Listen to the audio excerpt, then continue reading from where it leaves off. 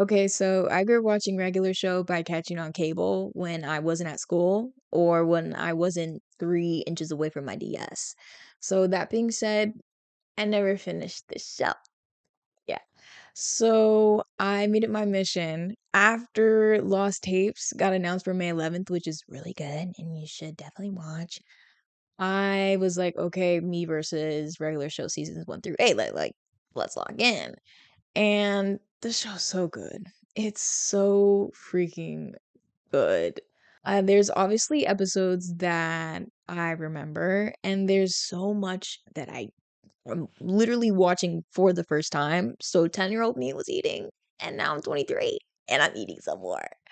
And bro, it's just so exciting seeing them like it's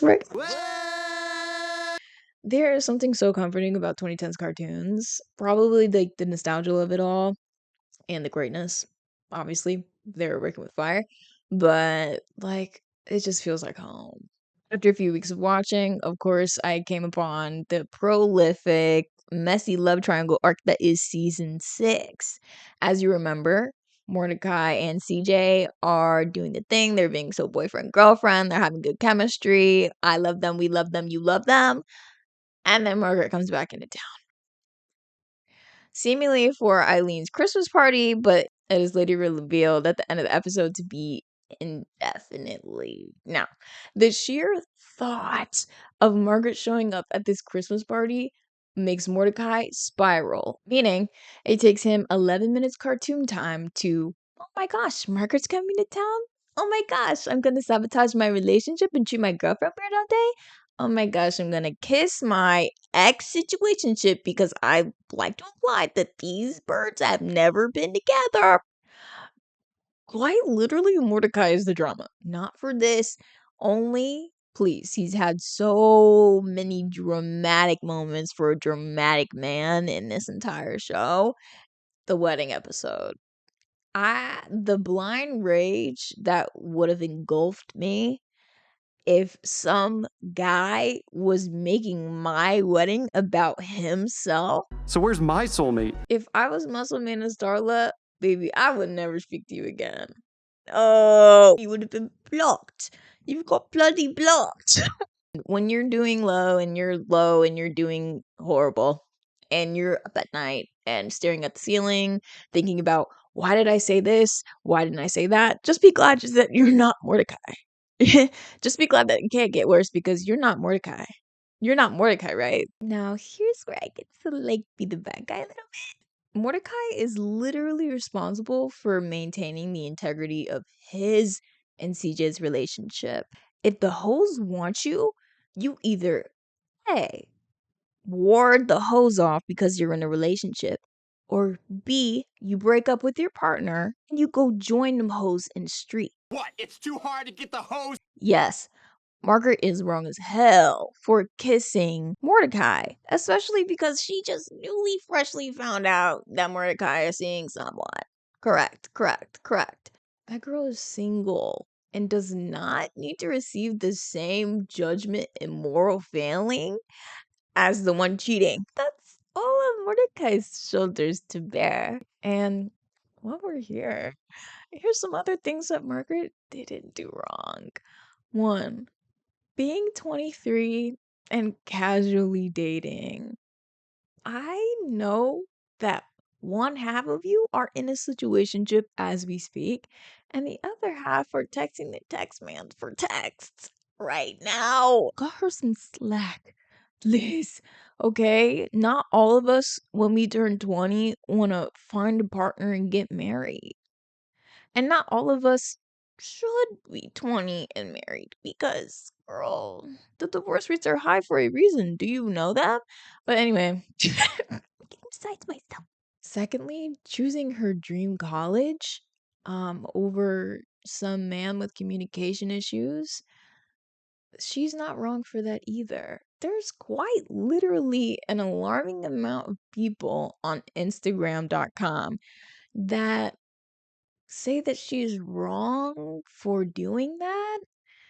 This will not be an argument, I fear. If you have a dream, go chase it.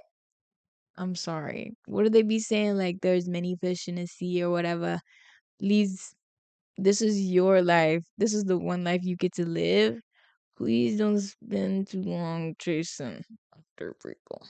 Coming from a chaser and a yearner, please don't do that. But here's what Margaret did do wrong. And it quite literally pissed me off so bad about her character for the remainder of the show. So after kissing Mordecai at the Christmas party, she is throwing up this let's just go back to normal rhetoric, and it's quite literally making me so sick. Especially when it's later revealed that she still has feelings for him. Sister. Now, Mordecai is in hot water for the absolute fuckery that is season 6, but Margaret pushing Why this are you being so weird? thing on him like nothing has occurred. Why does she think that there's no repercussions to them macking at a public mutual friends Christmas party? First of all, in front of all of the mutual friends. Margaret quite literally lives with Eileen, meaning they can talk whenever and they can hang whenever.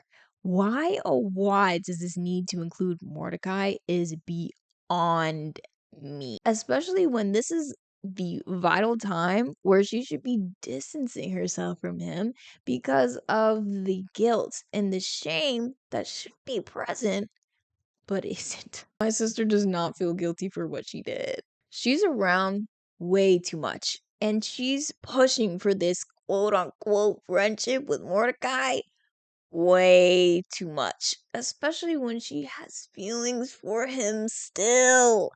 Yes, granted, those feelings aren't just going to disappear after going to school for what, like a year?